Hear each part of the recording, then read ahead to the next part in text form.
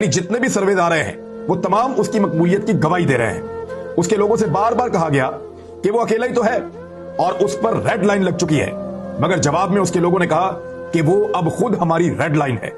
गुज़िश्ता रात वो फिर जीता है, बिल्कुल वैसे ही जीता है जैसे उसके मुखालिफों ने उसे मिलकर 9 माह पहले गिराया था।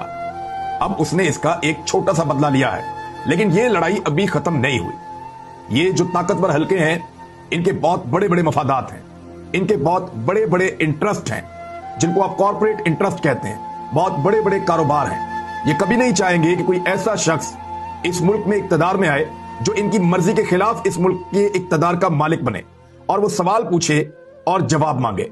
ये हमेशा ऐसी कठपुतली को लाना चाहेंगे जैसी कठपुतलियां पाकिस्तान में गुज़िश्ता 70 सालों से हम आती और जाती हुई देख रहे हैं। यानी पाकिस्तान में, मैंने इंडिया के मुकाबले में पाकिस्तान का एक डाटा आपके साथ शेयर किया था पिछले वीलॉग में कि इंडिया में आए 14 वजीर आजम और पाकिस्तान में आए लगभग 31 वजीर आजम।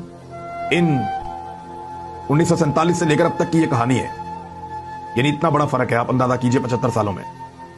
उनके पास आए 14 वजीर आजम और हमारे पास आए 31 वजीर आजम। इंडिया के पास आए 30 आर्मी चीफ और हमारे पास आए 17 आर्मी चीफ। हमारे यहां पे आर्मी चीफ ये फैसले करते रहे कि किसको वजीर आजम होना है और किसको नहीं होना है। अभी थोड़े दिन पहले हामिद मीर ने कहा कि शहबाज शरीफ का इंटरव्यू चंद जर्नैलों ने लिया था जिसमें जनरल कमर जावेद बाजवा शामिल थे। यानी वो फैसला कर रहे थे। थोड़ा सा पहले जावेद चौधरी ने लिखा कि इमरान खान को मिलने गए थे और उस वक्त जर्नैलों ने वापसी पे ये कहा एक दूसरे को कि इस शख्स को हम वजीर आजम बनाने जा रहे हैं।